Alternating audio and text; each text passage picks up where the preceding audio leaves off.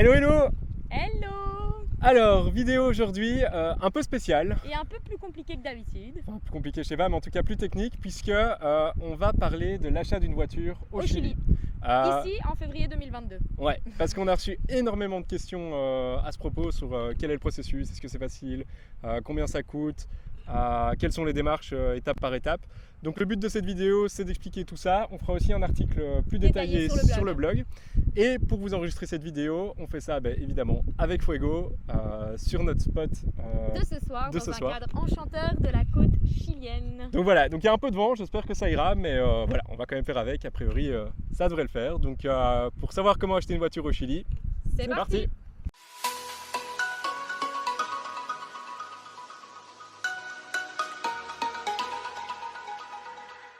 Alors, acheter une voiture au Chili, peut-être avant toute chose, est-ce que c'est compliqué? Non. Il y a des démarches à faire, mais c'est pas si compliqué. Ouais, c'est franchement un des pays les plus, je pense, les plus faciles d'Amérique centrale, enfin d'Amérique du Sud, et c'est pas pour rien qu'il y a énormément de gens qui achètent leur voiture ici au Chili. Ou en Colombie. Ou en Colombie. Alors, pourquoi pas l'Argentine? C'est une question qu'on a reçue. Il faut savoir qu'en Argentine, si vous achetez un véhicule en tant qu'étranger qui est un véhicule argentin, c'est plus intéressant financièrement, puisque avec tout ce qui se passe avec l'économie... Avec le blue dollar, etc. Ouais, c'est plus avantageux, mais le problème c'est que vous ne pourrez pas sortir du pays, puisque les étrangers, a priori, ne peuvent pas sortir du pays avec une voiture Avec des plaques argentines. Donc, pour nous, le Chili, c'est clairement imposé, puisque c'était le plus facile pour avoir une voiture ici. Et notre destination de rêve aussi. Voilà. Donc, alors ici, dans les différentes étapes, on va vous parler d'abord de quelles sont les étapes pour acheter une voiture. On parlera ensuite du budget.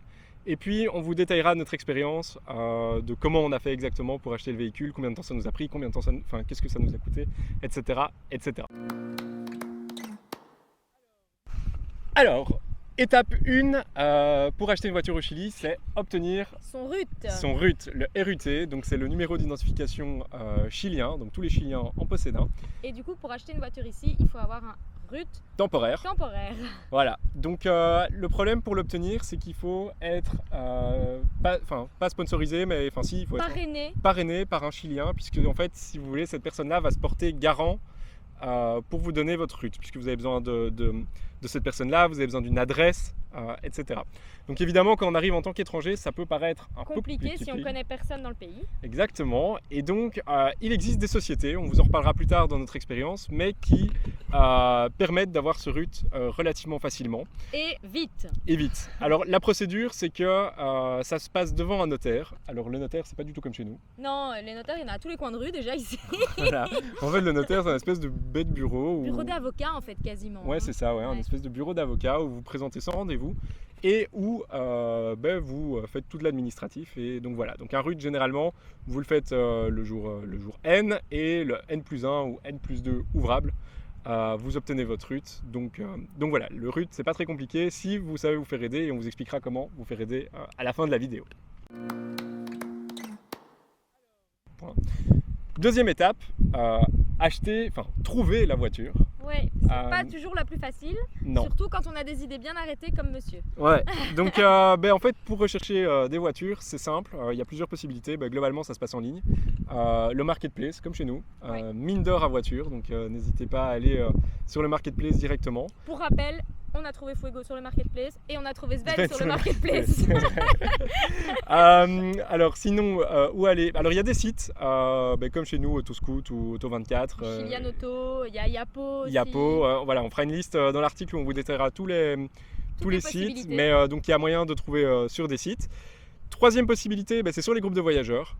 Négligez pas cette option-là. Donc, Parce qu'il y en a énormément. Ouais, il y a que ce soit les Français au Chili ou il y a Overlanding, Buy and Sell, Pan American. Mais sur ces sites-là, il y a énormément de ventes et reventes de véhicules de voyageurs en plus, donc souvent déjà aménagés aussi.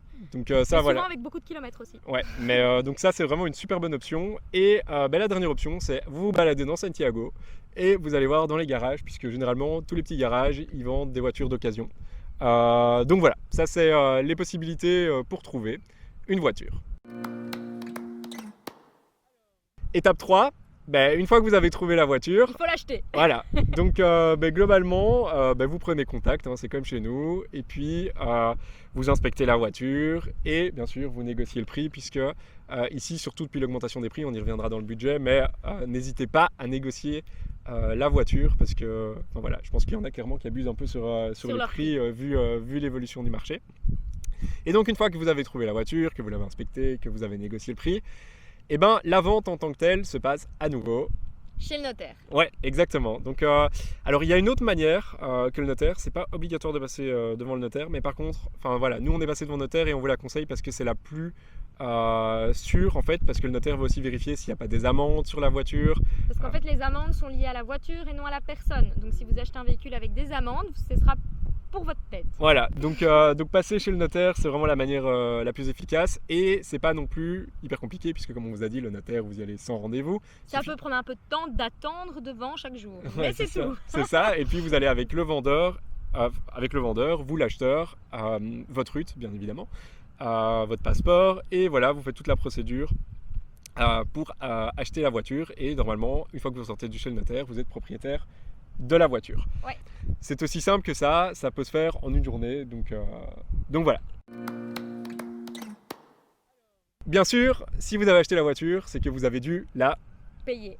Voilà. Et là, par contre, ça se complique un petit peu dans le sens où il n'y a pas PayPal ici.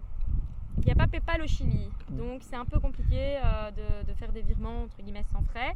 On est vite limité soit à payer en cash, ils adorent le cash au Chili, soit du coup à faire des transferts bancaires. Sauf que transfert d'une banque européenne à une banque chilienne, américaine, j'en sais rien, c'est pas si facile, ça se fait pas sans frais non plus. Ça se fait pas sans frais et ça prend du temps. Donc en effet, comme Clem Lamance l'a dit, la première option c'est de payer en cash, ce qui il n'y a pas de problème, il n'y a pas de limite comme chez nous avec les paiements au-dessus de 3 000 €, etc. On peut payer en cash la voiture, même si elle fait 10 000 €. Le problème, c'est que pour retirer, vous êtes généralement limité à 800 000. 800 000 pesos par jour, donc 800 000 c'est environ 950 €. 900 €, ouais. 900, 950. Et en plus vous avez des frais puisque chaque virement, nous le retrait, ça dépend des banques. Ça dépend des banques et ça dépend de votre compte. Les Français, il y a des endroits où c'est gratuit. Nous en tant que sur notre compte allemand, sur notre banque allemande, on n'avait pas trouvé de distributeur sans frais. On payait 4 € plus ou moins par 400 000. Donc voilà, il y a des frais là. Sinon l'autre option, c'est l'option qu'on a choisie, c'est TransferWise, donc un transfert interbancaire d'une banque européenne à une banque chilienne. Bon, le problème c'est qu'il y a des frais aussi. Alors avec TransferWise, c'est pas énorme. Nous sur notre montant on y reviendra, mais on en a eu pour une centaine d'euros. Ouais. Mais par contre ça prend du temps, puisque le moment entre le moment où vous allez virer les fonds et le moment où le Chilien va recevoir les fonds, ça prend 3 à 48 à 4 jours. À 72 heures. Ouais, 3 à 4 jours. Donc voilà, ça peut retarder les choses, mais donc généralement pour payer c'est TransferWise ou en cash. Très compliqué ici. Globalement, ce qu'il vous faut, c'est un contrôle technique à repasser tous les ans. Et souvent ici, allez savoir pourquoi, ils sont passés en mars tous les ans. Ouais, c'est vrai que souvent c'est passé en mars. Alors nous, c'est une exception puisque c'est en mai. Donc on l'a pas encore passé. Donc là, le contrôle technique expirera en mai. Mais sachez que si vous partez à l'international et que votre contrôle technique expire, c'est pas grave. Quand vous rentrez au Chili, première chose à faire, vous allez dans un centre de contrôle technique. Apparemment, il y en a dans toutes les villes. Et vous passez le contrôle technique. C'est pas très compliqué. C'est vraiment axé sur la sécurité routière. Donc tout ce qui est ceinture, phare, frein. Voilà, c'est beaucoup moins exigeant que chez nous. Mais c'est important de, dès qu'on rentre dans le pays, y aller. Parce que si on se fait arrêter, pas de contrôle technique. Ouais, vous allez avoir des problèmes. Alors, deuxième document important, c'est l'assurance obligatoire chilienne, qui est une assurance, je ne sais même pas ce qu'elle couvre, parce que j'ai même pas l'impression qu'elle couvre vraiment la responsabilité civile. Enfin bref, c'est une assurance obligatoire qui coûte vraiment pas cher, elle coûte 10 000 pesos, on y reviendra, mais celle-là, elle expire généralement au 30 mars. Pour toutes les voitures, c'est le 30 mars. Et donc nous, par exemple, ici, elle expirera au 30 mars. Il faudra qu'on la renouvelle. Voilà, à partir du 1er mars, avant le 30 mars, donc entre le 1er mars et le 30 mars, on va devoir la renouveler, ça se fait en ligne. Et donc voilà. Troisième document important, c'est le padrone. C'est l'acte, en fait c'est ce qui prouve que vous êtes vraiment le propriétaire de la voiture. Alors le problème c'est que le padrone, il peut mettre de 1 à 3 mois avant d'être officiellement à votre nom. Même si vous êtes propriétaire de la voiture officielle depuis que vous avez signé chez le notaire et que vous avez payé la voiture. Ça peut prendre jusqu'à 3 mois. Jusqu'à 3 mois à changer de nom. Et pour pouvoir sortir du pays, vous avez besoin de prouver que la voiture est à vous et donc d'avoir un padrone. Donc, vous devez absolument demander à votre vendeur de voiture de vous faire une autorisation écrite comme quoi vous pouvez sortir du pays si jamais vous sortez avant d'avoir le padrone à votre nom et que le padrone est encore à son nom. Ouais, et ce document important, il doit être il faut le faire chez le notaire aussi. Ouais. Donc c'est le notaire qui va faire un papier officiel en certifiant que le propriétaire actuel du padrone, puisque le padrone en fait c'est tout ce qu'il y a dans le système chilien. C'est-à-dire que quand vous allez passer à la douane, ils vont taper votre numéro de plaque et ils vont voir que la voiture appartient à un monsieur Sanchez. Sauf que voilà, les papiers du notaire disent que monsieur Sanchez vous l'a vendu, sauf que dans le système pas, donc c'est vraiment hyper important d'avoir ce papier qui prouve qu'il vous l'a en effet vendu et qui vous donne l'autorisation de sortir du pays avec le véhicule. Dans le cas où évidemment vous sortez du vous pays. sortez du pays et vous n'avez pas reçu votre padrone, parce que comme on a dit ça va de 1 à 3 mois, donc voilà, entre temps vous pouvez avoir reçu votre padrone, mais donc le padrone vraiment le document essentiel. Alors les autres documents dont vous pouvez avoir besoin, ce sont des assurances pour aller des assurances supplémentaires, donc qui couvrent les dégâts, etc. Comme en Europe. En fait. Comme en Europe. Voilà, ça vous pouvez regarder sur Internet. Sachez que si votre véhicule est plus vieux, c'est plus compliqué à obtenir que si votre véhicule est plus jeune. Toutes les assurances, les entreprises d'assurance ne veulent pas couvrir les véhicules plus vieux. Mais ça, c'est comme partout. Voilà, donc ça, vous faites des simulations, vous tapez assurance auto Chili, et donc voilà. Et puis sinon, pour les documentations aux frontières, c'est tout. Si vous avez votre padrone ou votre autorisation pour sortir, votre assurance obligatoire Chili, votre contrôle technique, a priori vous pouvez sortir. Et alors après, on ne l'a pas encore fait, mais quand vous allez arriver dans le pays suivant, on vous redemandera d'acheter des assurances type obligatoire comme celle au Chili. Donc voilà. Ça, vous pouvez l'acheter 24 heures avant de passer la frontière sur Internet normalement. Oui, ou directement à la frontière, je pense. Et un autre document que j'ai failli oublier, c'est la taxe de circulation à payer annuellement. Celle-là, elle dépend du véhicule. Pour nous, c'est plus ou moins 25 000 et elle est payable en même temps ou juste avant que l'assurance. Mais en tout cas, c'est au même moment puisque je pense que c'est nouveau au 30 mars qu'il faut repayer la taxe. Donc voilà, donc, on n'a pas encore payé tout ça, mais donc voilà. Ça sont globalement les documents à avoir lorsque vous voyagez. Alors le point suivant, qui est le point qui en intéressait beaucoup d'entre vous, c'est évidemment le point budget. Combien ça coûte d'acheter une voiture ici au Chili? On va vous dire, ça dépend des moments et c'était pas le bon moment pour l'instant. Non, parce que le problème c'est qu'avec la pandémie, le marché de la voiture d'occasion a explosé parce qu'en fait pendant la pandémie ils n'ont pas importé de voitures, évidemment ils font que ça, ils font que importer des voitures et donc le marché de la voiture de deuxième main a vraiment explosé, donc les prix avec. Ouais. Donc là où à l'époque on trouvait des bonnes voitures à 4 millions, 5 millions, aujourd'hui ça devient vraiment compliqué. Et on dirait que le budget, bien sûr, ça dépend encore, il y a moyen de faire trouver des bonnes affaires, etc. Mais pour trouver une bonne voiture, c'est dur en dessous de 5 millions, 6 millions, ça devient vraiment compliqué. Ou alors ce seront des voitures avec un kilométrage élevé. Ouais, très élevé, ou alors des minivans ou... Mais même les minivans sont chers. Vite 7 millions. Ouais, vite 7 millions, donc voilà, le budget a vachement augmenté. Alors à côté du budget de la voiture en tant que tel, qui est facile à planifier, il y a quand même pas mal de frais annexes. Entre autres liés au notaire, etc. Ouais, et donc en effet, comme Clémence le dit, les premiers frais annexes, c'est lié au notaire. Bon, évidemment, vous allez payer pour votre RUT, ça c'est vraiment pas cher, je sais plus combien, mais disons que c'est une vingtaine d'euros, donc ça va. Ouais. Mais par contre, ce qui va coûter cher, c'est au moment où vous achetez la voiture. Vous allez avoir des frais d'acte, comme chez nous, et surtout vous allez devoir payer une taxe sur l'achat du véhicule, et généralement c'est l'acheteur qui paye cette taxe. Alors la taxe elle dépend de chaque véhicule, mais grosso modo pour une voiture de 7, 8, 9 millions, comptez environ avec l'acte entre 150 et 200 euros. Ouais. Nous on a encore eu de la chance, on reviendra à nous, mais parce que notre voiture était assez vieille, donc au plus c'est vieux au moins ça coûte cher. Mais donc voilà, c'est la fourchette entre 150 et 200 euros. Rajouter au prix de la voiture bien sûr. À rajouter au prix de la voiture. Alors, un troisième frais en plus du prix de la voiture et des frais de notaire, c'est les frais de banque. On l'a déjà abordé tout à l'heure au moment du paiement. Si vous avez une carte et que vous pouvez faire des retraits gratuits ici au Chili, top, foncez. Et que vous avez suffisamment de temps pour retirer suffisamment d'argent. Vous êtes limité sur le nombre de retraits par jour. C'est top, faites comme ça. Vous pouvez toujours amener des euros. Le taux de change est très avantageux à Santiago pour l'instant. Pas très, mais il est meilleur que le taux. Ouais, généralement il est meilleur que le taux spot de quelques centimes. Donc changer de l'argent dans les bureaux de change de Santiago, c'est pas un gros problème. Non. Et sinon, évidemment, si vous passez par TransferWise, vous allez avoir des frais. Je ne sais plus exactement de combien de pourcents sont les frais. Je pense que c'est entre 2,5 et 3,5% du montant total. Donc évidemment, quand vous payez 6, 7, 8 000 euros, ça fait vite des petits montants de 200, 250 euros que vous auriez bien pu vous passer de payer. Donc voilà, ça c'est au niveau des frais. Je pense que j'oublie rien.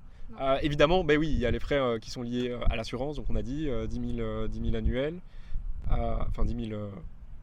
10 000 l'assurance responsable. Peso. 10 pas 10 000 euros, bien 10 000 pesos. Tout ce qui est contrôle technique, assurance, permis de taxe annuelle. Voilà. Et puis bien sûr, si vous avez des frais à faire sur le véhicule, comme nous, on a acheté des pneus, etc. Ça coûte moins cher que chez nous, mais ça reste quand même un budget. Voilà. Et on vous conseille quand même, après avoir fait l'achat de votre véhicule, de passer faire un petit entretien. Ouais, parce que sachez que quand vous quittez Santiago, ça devient vraiment compliqué. Alors voilà, on vous a expliqué toutes les étapes, donc route, acheter la voiture, aller chez le notaire, payer, et puis tous les papiers dont vous avez besoin, et enfin le budget. Maintenant, on va peut-être vous parler un peu plus de notre expérience, puisque comme certains d'entre vous le savent, on s'est fait aider. Par une société basée à Santiago. Voilà, il existe différentes sociétés, nous on en a utilisé une qui s'appelle Suzy. On ne fait pas vraiment de la pub, parce qu'on a été un peu mitigé sur leur aide, on va y revenir. Sachez qu'il y en a d'autres, notamment il y a une Naval Parezo qu'on ne connaît pas, qui est nouvelle. Mais donc ça existe des sociétés qui aident les touristes à acheter des véhicules au Chili. Et qui vous guident aussi dans vos démarches après. Ouais, voilà. Alors qu'est-ce que ces sociétés font? La première chose, c'est qu'elles vous aident à avoir un RUT. Elles vous parrainent. Donc ça, je pense que c'est clairement essentiel, parce que ça va être compliqué de trouver un Chilien qui veut bien vous parrainer. Sauf si vous connaissez quelqu'un. Ouais, mais comme on l'a dit, il se porte garant, donc voilà, c'est plus facile de passer par une société. Et clairement, une société comme Suzy, elle le fait, la société à Valparaiso, elle le fait. Et je pense que c'est compliqué de s'en passer si vous voulez acheter une voiture, parce qu'au moins, voilà, vous êtes parrainé et vous allez obtenir votre RUT. Donc ça, clairement, c'est un avantage à se faire aider. Je ne connais pas tous les tarifs, mais je sais que si vous prenez ça en individuel chez Suzy, à l'heure actuelle, c'est 70 000 pesos, donc voilà, environ 75-80 euros pour obtenir votre RUT. Il faut savoir qu'au moment où nous on était à Santiago, comme ça vous donne une idée, 900 pesos, 1 euro. Plus ou moins, ouais. La deuxième étape, nous, donc on a continué avec Suzy, donc on a payé un Pax global qui coûtait 350 euros. Ouais. 350 euros. Non, 360 euros, 325 000 pesos. C'est cher. Mais dans ce pack, qu'est-ce qu'ils font? C'est qu'ils vous aident dans la recherche de voitures. Et c'est là où on n'a pas été hyper content, parce que Suzy, c'est une grosse société. Enfin, ils ont presque un monopole en fait sur Santiago.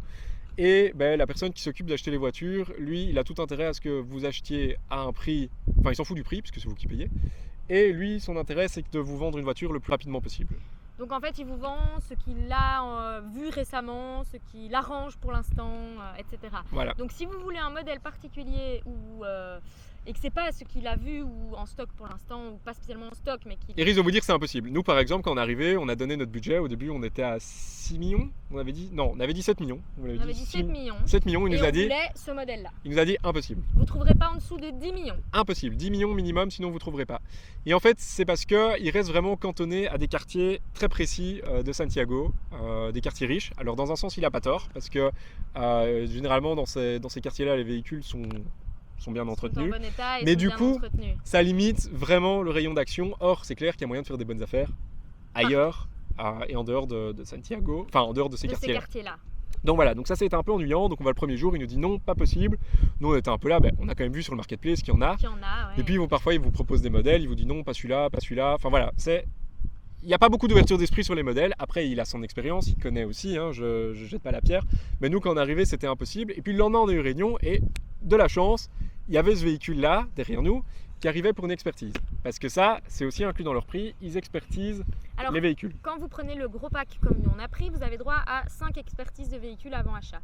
5 expertises, donc 5 véhicules différents. Seulement 3 ont lieu à leur bureau.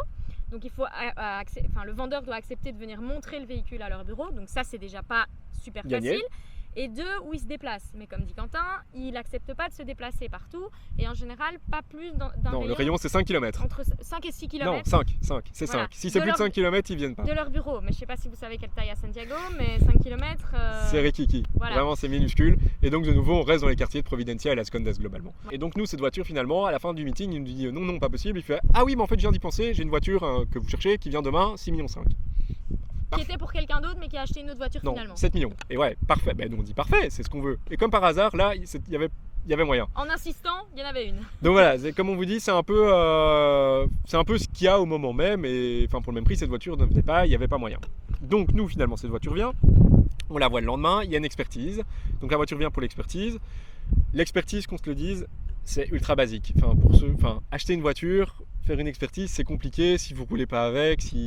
Donc là, il y a quelqu'un qui regarde, qui se penche un peu sur le moteur, qui regarde un peu à l'intérieur, qui pose 2-3 questions.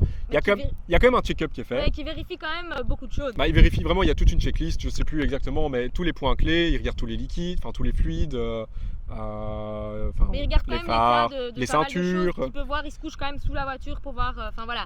Mais ce sera jamais l'expertise d'un garagiste qui met votre voiture sur le pont, qui va faire rouler votre voiture. Non, voilà, exactement. Et donc nous, on a fait cette expertise. Bon, on avait noté 2-3 choses qui n'allaient pas, notamment changer les freins, etc. Mais ça restait très basique. Et ça n'a pas empêché qu'au moment où on ait fait 300 km avec la voiture, on se rende compte qu'il y ait une fuite du cache culbuteur. Donc voilà, je veux dire, l'expertise n'a pas tout fait, mais ça peut rassurer dans certains cas. Mais c'est pas non plus l'expertise incroyable. Mais ça permet surtout d'éviter les grosses arnaques, les voitures très abîmées. Mais ça vous permet pas de savoir tous les frais que vous aurez spécifiquement sur votre voiture. Voilà, ça reste une voiture d'occasion. C'est la même chose avec toutes les voitures d'occasion. À moins d'acheter une voiture qui a 1000 km, et encore même avec ça peut arriver.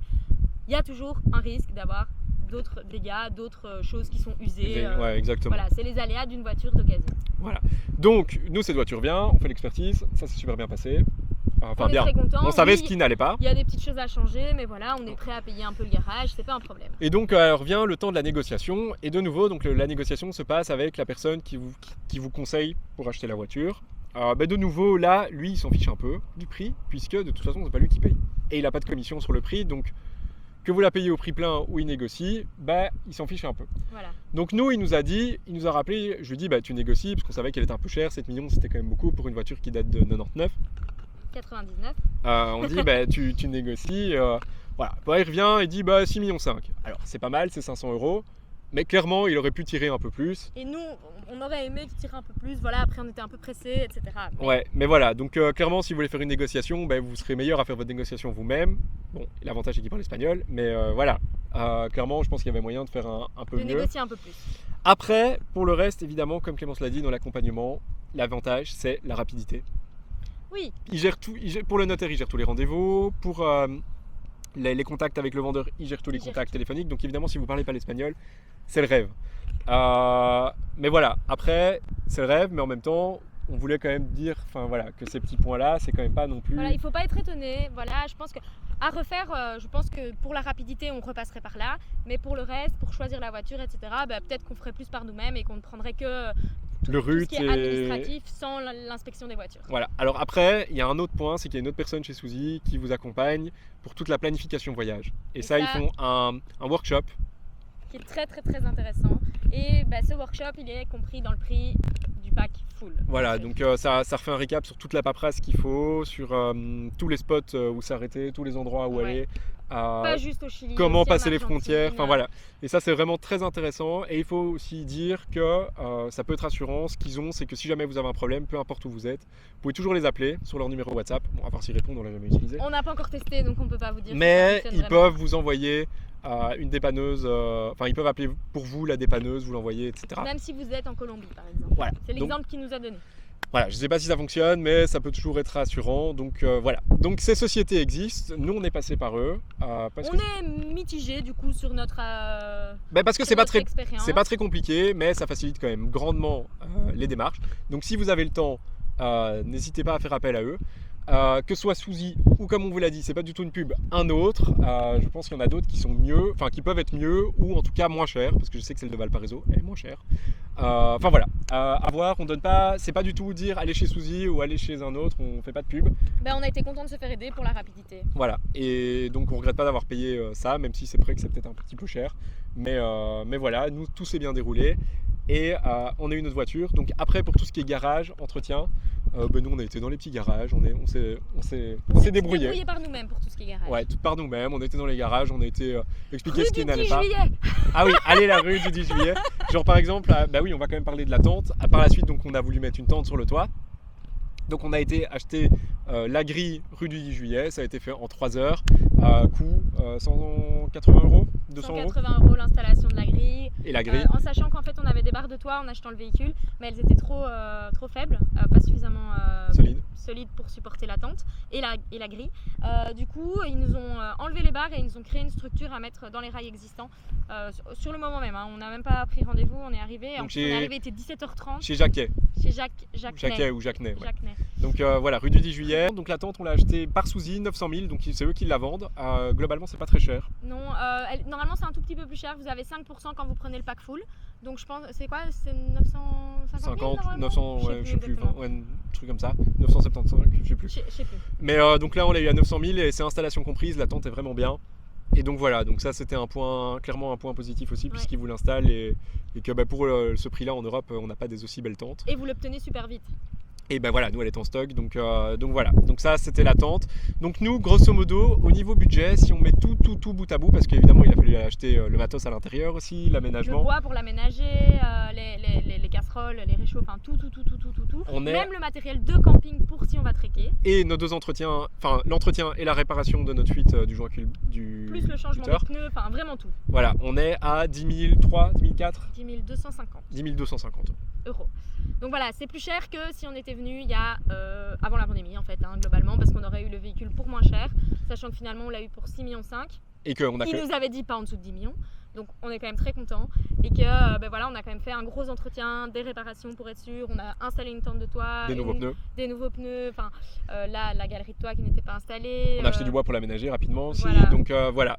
Donc, et puis bien sûr à terme l'idée c'est de le revendre, c'est de récupérer quand même une partie de notre mise de départ. Voilà. On ne sait pas laquelle, on verra bien. On verra bien, on ne sait jamais ce qui peut se passer avec le véhicule. Mais voilà. Donc, grosso modo, je pense qu'on a tout dit.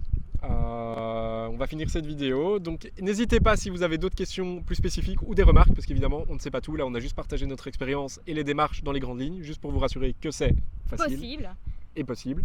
On va faire un article détaillé sur ce sujet-là aussi. Et donc voilà, comme d'habitude, n'hésitez pas à vous abonner, à liker cette vidéo, à nous suivre sur Instagram, sur nos réseaux sociaux, du coup sur le blog, vu qu'on vous fera un article plus détaillé. On ne sait pas encore quand il sortira, mais on va essayer assez vite quand on aura du wifi. Ouais, parce qu'ici c'est un peu galère. Ici c'est un peu la galère. Et du coup on vous dit à la semaine prochaine. Ciao.